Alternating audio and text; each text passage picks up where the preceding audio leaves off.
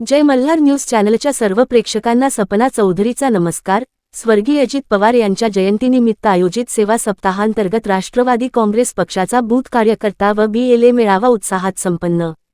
नंदुरबार येथे शहरातील Sanjay town hall येथे स्वर्गीय अजित पवार यांच्या जयंतीनिमित्त सेवा सप्ताहांतर्गत राष्ट्रवादी काँग्रेस पक्षाच्या वतीने बूथ कार्यकर्ता व BLA बूथ लेव्हल एजंट मेळाव्याचे आयोजन करण्यात आले होते। हा मेळावा उत्साहपूर्ण वातावरणात पार पडला। मेळाव्यास राज्याचे वैद्यकीय शिक्षण मंत्री तथा नंदुरबार जिल्ह्याचे पालकमंत्री हसन मुश्रीफ हे प्रमुख मार्गदर्शक म्हणून उपस्थित होते। आपल्या मार्गदर्शनपर भाषणात त्यांनी पक्षाची भूमिका प्रभावीपणे मांडत आगामी निवडणुकांच्या पार्श्वभूमीवर बूथ स्तरावरील संघटन अधिक सक्षम करण्याचे आवाहन केले। तसेच बूथ कार्यकर्ते, BLA आणि पदाधिकाऱ्यांना पक्षाची धोरणे, संघटनात्मक जबाबदाऱ्या आणि प्रभावी नियोजनाबाबत सविस्तर मार्गदर्शन केले। यावेळी प्रदेश प्रवक्त्या श्रीमती प्रतिभा शिंदे, जिल्हाध्यक्ष डॉक्टर अभिजित मोरे, रतन पाडवी, भरत माणिकराव गावित, योगेश चौधरी, नगराध्यक्ष जयवंत जाधव, नगराध्यक्ष सौ भाग्यश्री चौधरी, नवापूरचे उपनगराध्यक्ष नरेंद्र नगराळे, माजी जिल्हा परिषद सदस्य मोहन शेवाळे, युवक जिल्हाध्यक्ष सीताराम पावरा, महिला जिल्हाध्यक्षा सीमा सोनगिरे, कार्याध्यक्ष संगीता पाडवी, डॉक्टर सुरेश नाईक, जिल्हा सरचिटणीस मधुकर पाटील, नवापूरचे युवा नेते धनंजय गावित, नगरसेवक उमेश जैन, राजेंद्र बाविस्कर, संजय जवरू पाडवी, तळोदा व नवापूर शहरातील सर्व नगरसेवक यांच्यासह पक्षाचे अनेक पदाधिकारी व कार्यकर्ते उपस्थित होते। मेळाव्यानंतर सर्व BLAंना बूथ किटचे वाटप करण्यात आले। यावेळी मोहन शेवाळे, मालती वळवी यांनी मनोगत व्यक्त केले। कार्यक्रमाचे सूत्रसंचालन निंबा माळी यांनी केले।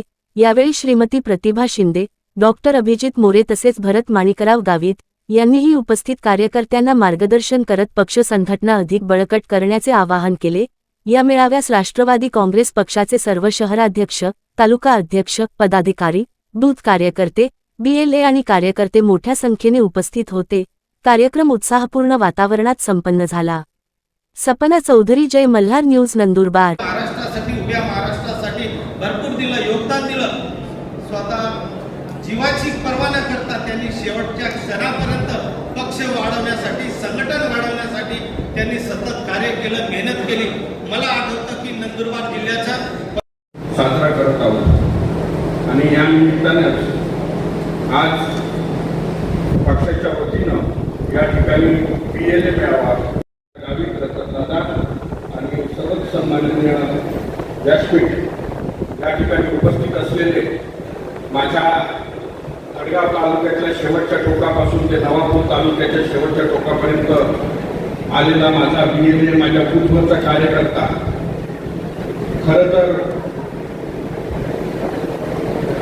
आपण ज्या पद्धतीनं BLAचं काम मागच्या 6 महिन्यांपासून सुरू करतोय, मात्र प्रत्यक्ष BLAची भेट ही या ठिकाणी होत नव्हती, याची जबाबदारी घेतली आणि आज प्रत्यक्षपणे आपण सर्व BLAंना भेटण्याकरता त्या ठिकाणी आज आपण सर्वजण उपस्थित झालो।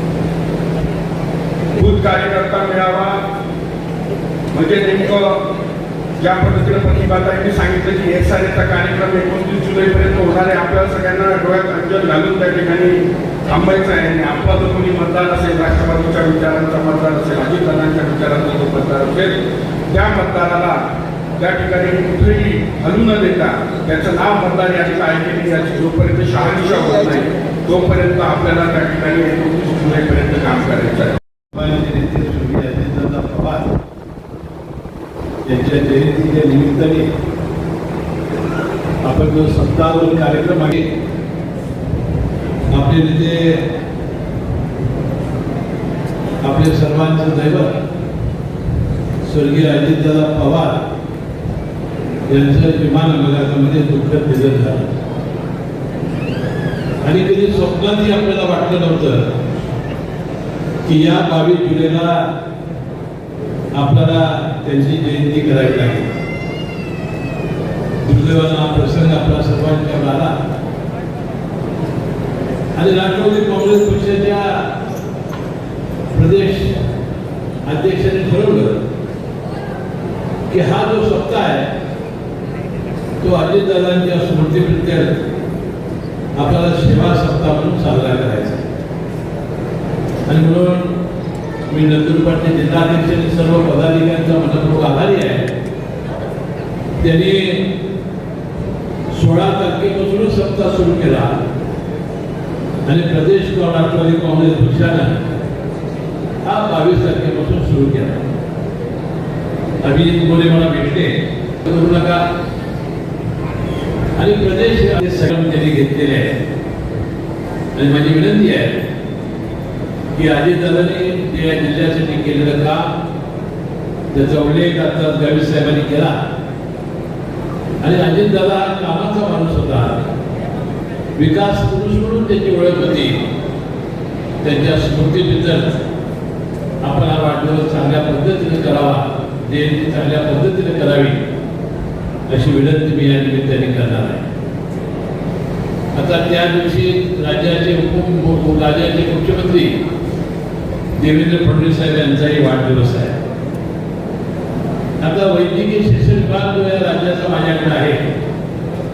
आता आम्ही राज्यभर एक निर्णय घेतलेला आहे की आपल्या शासकीय महाविद्यालयाच्या हॉस्पिटलमध्ये आणि सिव्हिल हॉस्पिटलमध्ये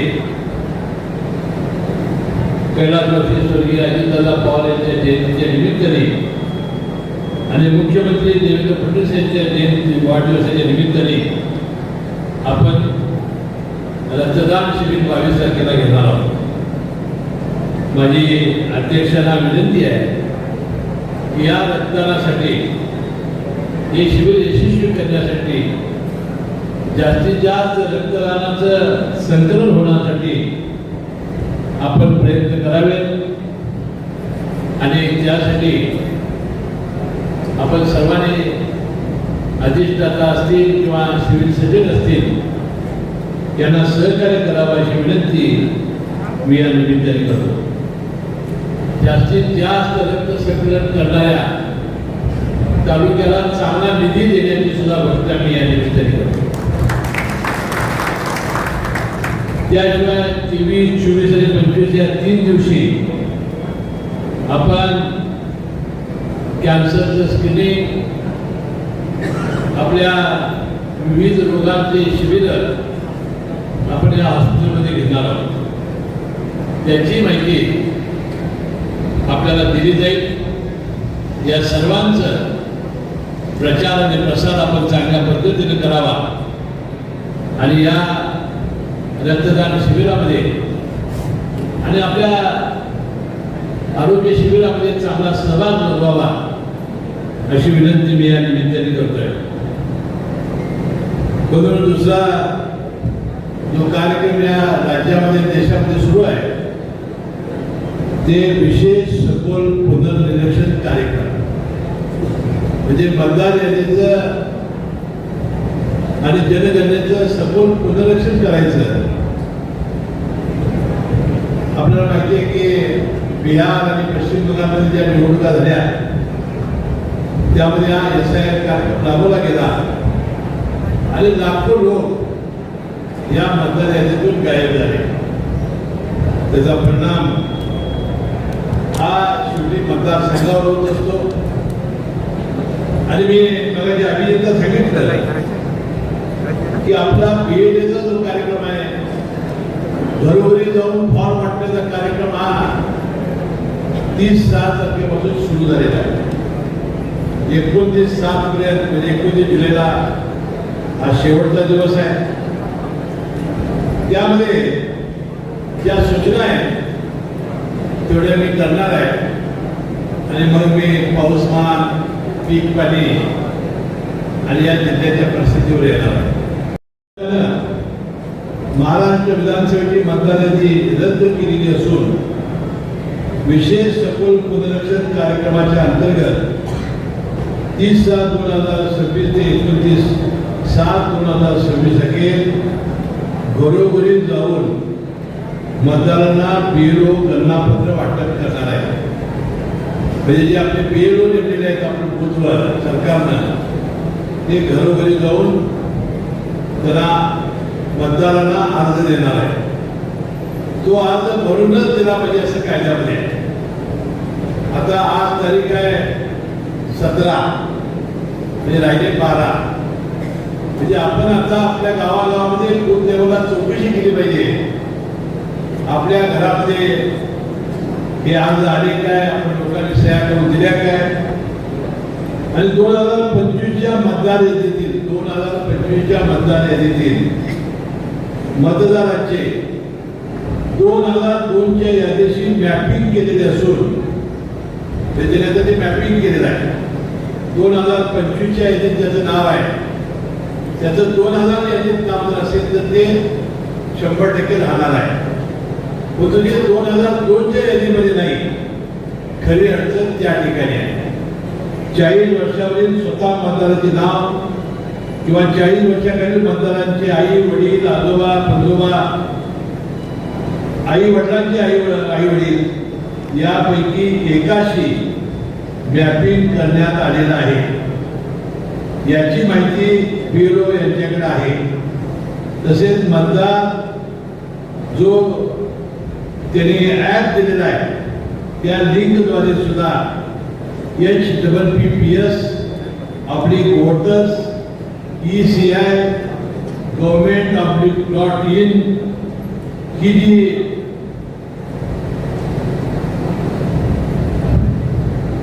त्यांचं लॉग इन केल्यानंतर तुम्हाला या यादीतील आपलं मॅपिंग वगैरे सापडेल. परंतु आई वडील आणि आजोबा यांचे नाव सुद्धा आपण शोधू शकता. मतदारांची माहिती BLO मतदारांना गणपत्रावर भरून देतील. मतदार स्वतःची जन्मतारीख, आधार क्रमांक, मोबाईल क्रमांक, वडिलांचे नाव, आईचे नाव लिहिणे बंधनकारक आहे. गणनापत्राच्या 2 प्रतीच्या मतदाराने किंवा कुटुंबियाने सही करून BLOकडे द्यायचं आहे.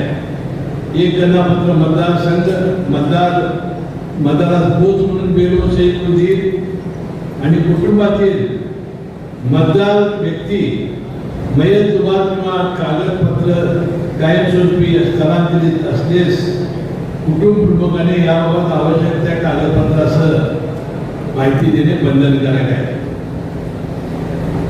विसंगती ज्या मतदारामध्ये स्वतःचे नाव, वडिलांचे नाव, आई आडनाव, स्वतःचे वय, 2002 यादीतील नावातील फरक, मतदार वडील यांच्या वयात 15 वर्षापेक्षा कमी अंतर, आजी आजोबा यांच्या वयात 40 वर्षापेक्षा कमी अंतर, या विसंगतीसह असणाऱ्या कागदपत्रासह गणपत्र सादर करायचं आहे.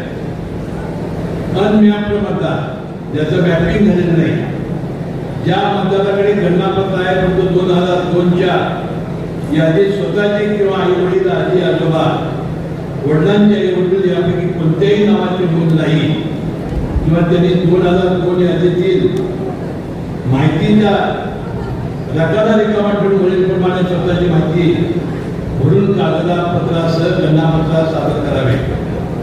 वरील दोन्ही प्रकारातील विसंगती अनमॅप्ड मतदारांच्या नोटीस मिळाले, नोटीस प्राप्त झाल्यानंतर मतदारांनी गणनापत्राच्या पाठीमागे छापील माहितीनुसार कागदपत्र सादर करणे आवश्यक राहील. अंतिम दिनांक 29 जुलै 2026 आहे. पूर्वी सर्व पात्र मतदारांनी BLO यांच्याकडे परिपूर्ण अर्ज देणे आवश्यक आहे. अन्यथा आपलं नाव प्रारूप मतदार यादीत समाविष्ट होणार नाही.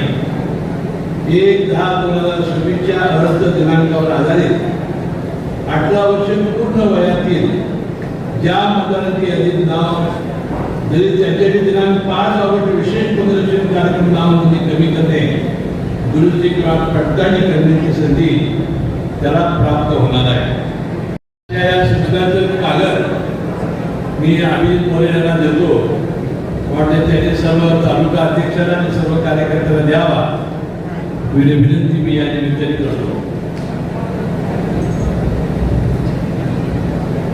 आता SRL म्हणजे 10 दिवस वाढवलेले आहेत. तर मला वाटते 8 ऑगस्टपर्यंत आपल्याला 29 जुलैच्या आधी नंतर आपलं बरं झालं आपल्याला ही देत आहे. पण नंदुरबार जिल्ह्यामध्ये संपूर्ण राज्यामध्ये सर्वात कमी पाऊस पडलेला आहे आणि 20-21 पासून या वेधशाळेचा अंदाज आहे की पाऊस पडेल. पांडुरंगाकडं वारकरी जात आहेत, ज्याचा उल्लेख प्रतिभाताईंनी केला की 25 तारखेला एकादशी आहे. त्यावेळी आपण प्रार्थना करूया की पांडुरंगांना भरपूर यावर्षी पाऊस पाडावा. जी दुष्काळ सदृश आलेली आहे परिस्थिती ती दूर करावी आणि शेतकऱ्यांच्यामध्ये चैतन्य फुलवावं अशी एक प्रार्थना आपण सर्वांनी मिळून करूया. आता प्रतिभाताईंनी 2-3 विषयाचा इथे वापर केला. आपल्याला माहिती आहे की परवाच राज्याच्या विधिमंडळामध्ये राज्याच्या मुख्यमंत्र्यांनी पुण्यश्लोक अहिल्याबाई होळकर ही कर्जमुक्ती योजना जाहीर केली आणि 2 लाख रुपयेपर्यंत थकबाकीदारांना आणि नेहमीच भरणाऱ्या कर्जदारांना 50,000 प्रोत्साहन अनुदान हे मंजूर केलेलं आहे. आता यामध्ये 36,000 कोटी रुपये 64 लाख शेतकऱ्यांचा लाभ होणार आहे. त्याशिवाय मुख्यमंत्र्यांनी जाहीर केलं की 48,000 कोटीचे जे थकीत वीज बिल होतं ते आता माफ करण्यात आलेलं आहे. ते 48,000 कोटी रुपये आहे. आणि म्हणून या प्राप्त परिस्थितीमध्ये शेतकऱ्यांना मदत करणं, सहकार्य करणं एवढी शासनाची भूमिका राहिलेली आहे. मी मगाशी या नंदुरबार जिल्ह्याचा आढावा घेतला आणि फक्त 3-4 तालुक्यामध्ये थोडा पाऊस पडलेला आहे. यामध्ये शहादा आणि नंदुरबारचा अर्धा तालुक्यामध्ये फार चिंताजनक परिस्थिती आहे. 4 नगरपालिकेमध्ये पिण्याची थोडी व्यवस्था आहे, तो अनेक ग्रामीण भागामध्ये पिण्याच्या पाण्याची टंचाई आहे. जे आपण पेरणी केली आहे ती सुद्धा पाऊस पडल्यानंतर धोक्यात येणार आहे. आणि म्हणून राज्य शासनाने ठरवलेलं आहे दुबार पेरणीची जरी पाणी आली तर बी बियाणं शासन मोफत तुम्हाला पुरवेल आणि तुम्हाला या दुबार पेरणीची व्यवस्था करेल. तुमची वेळ येऊ नये अशी आपण प्रार्थना करूया. त्याशिवाय 3 जुलैपर्यंत जर पाऊस पडला नाही तर मात्र गंभीर परिस्थिती निर्माण होईल आणि त्यानंतर आपल्याला कापूस, सोयाबीन हे पीक लावता येणार नाही. तर शेती अधिकारी सांगत होते की 25-30% उत्पन्नामध्ये घट होईल. आपल्याला बाजरी, मका ही पिकं घ्यावी लागतील किंवा रब्बीच्या तयारीला लागावं लागेल. आणि म्हणून आम्ही शासनाने या संकटाशी मुकाबला करण्यासाठी आम्ही सर्वजण फार मोठी अधिकाऱ्यांची फळी मजबूत केलेली आहे. आणि या काळामध्ये सुद्धा नागरिकांना त्रास होणार नाही, पिण्याच्या पाण्याचा शेतकऱ्यांना त्रास होणार नाही अशा पद्धतीच्या सगळ्या योजना आम्ही केलेल्या आहेत. आता मागच्या वेळेला मॅडमने सांगितलं होतं की आपण लवकरात लवकर आम्ही कोणींच्याकडं आपले SCOची नावं द्या, इतर सगळ्या कमिटीची लवकरात नावं द्या. जो आपल्याला वाटलेला जो निधी आहे त्याच्या सुद्धा निधी आपण चांगल्या पद्धतीने देण्याचा प्रयत्न आपण करू. आणि ज्या माझ्या अपेक्षा माझ्याकडून आहेत त्याचा उल्लेख मगाशी प्रतिभाताईंनी त्याला कराय की मी इतक्या लांबवर पालकमंत्री होण्याचा इच्छुक नव्हतो. कारण पालकमंत्र्यांना महिन्यामध्ये किमान एकदा आलं पाहिजे. हा दुर्वळ माझा जिल्हा आहे. वाशिमचं सुद्धा पालकमंत्री पद मी विनंती करून अजितदादांकडे सोडलं होतं. तो अजितदादांच्या नंतर नंदुरबारला मला येण्याशिवाय पर्याय नव्हता. जोपर्यंत या जिल्ह्याचा मी पालकमंत्री आहे तोपर्यंत राष्ट्रवादी काँग्रेस पक्षाच्या प्रत्येक कार्यकर्त्याच्या मागं मी मजबूतीने उभा राहील. संघटनेच्या मागे मी मजबूतीने उभा राहील. जे चांगलं काम माझ्या या कार्यकाळात होईल आणि आपला जिल्हा आपल्या इरिगेशन कमी आहे, धरणं आहेत, पाण्याचं नियोजन चांगलं झालेलं नाही. प्रतिभाताईंनी सांगितल्याप्रमाणे 10 टीमची पाणी आता प्रवाह गुजरातकडनं आपण घेतलेला आहे. ते शेतकऱ्यांच्या बांधापर्यंत आपल्याला पोहोचवायचं आहे. आणि आदिवासी जिल्हा आहे, यापुढे फार मोठं दुर्लक्ष जरी झालं असलं तर आता या माझ्या प्रयत्नामुळं थोडीशी याला चालना मिळेल. आणि मी काय परमेश्वर नाही, पण तुम्ही चांगलं काम करून दाखवेल एवढा विश्वास मी या निमित्ताने तुम्हाला सर्वांना देतो. आणि येणारी अजितदादा पवारांची जयंती आपण चांगल्या पद्धतीने साजरी करावी, सप्ताह साजरा करावा, त्यांना अपेक्षित असलेलं काम आपण सर्वांनी करावं. आणि SIRचा जो कार्यक्रम मी सांगितला ते आपण सर्वांनी लक्षपूर्वक घालावं. 10 ऑगस्टपर्यंत आपल्या पद्धतीने वाटण्यात नाही, तर आपण त्यामध्ये जर लक्षपूर्वक लक्ष घातलं नाही तर आपली सुद्धा नावं या मतदारात येणार नाही, अशी मी तुम्हाला आवाहन करतो. पुन्हा आज या नंदुरबार जिल्ह्याच्या दौऱ्याच्या निमित्ताने एक तालुका मी आज घ्यायला ठरवतो. तुम्ही शहादाला दुपारी जातोय, प्रकाशाला जातोय, कारण कुंभमेळा नाशिकला झाल्यानंतर शेवटची आंघोळ त्या प्रकाशाला केल्याशिवाय ते कुंभमेळा यशस्वी होत नाही असं काही म्हणत आहे. त्याचंही मी पाहणी करून आज येणार आहे. आणि 14 ऑगस्टला मी जेव्हा झेंडावंदनासाठी येईल त्यावेळेस सुद्धा दुसरा तालुका मी घेणार. आणि अशा 7 दौऱ्यामध्ये सगळा जिल्हा फिरून झाल्यावर माझ्या लक्षामध्ये त्या जिल्ह्यामध्ये नेमकं काय करायला पाहिजे ते करण्याचा प्रयत्न मी प्रामाणिकपणाने करेन. राष्ट्रवादी काँग्रेस पक्ष जे प्रसार माध्यमामध्ये बातम्या वाचून कुणी कार्यकर्ते अविचलित होऊ नका, विचलित होऊ नका. आपण विश्वास ठेवा. सुनेत्रा पवार वहिनींच्या नेतृत्वाखाली हा राष्ट्रवादी काँग्रेस पक्ष आम्ही बळकट केल्याशिवाय राहणार नाही. सर्वजण अजितदादांचं स्वप्न आम्ही साकार केल्याशिवाय राहणार नाही असा विश्वास व्यक्त करून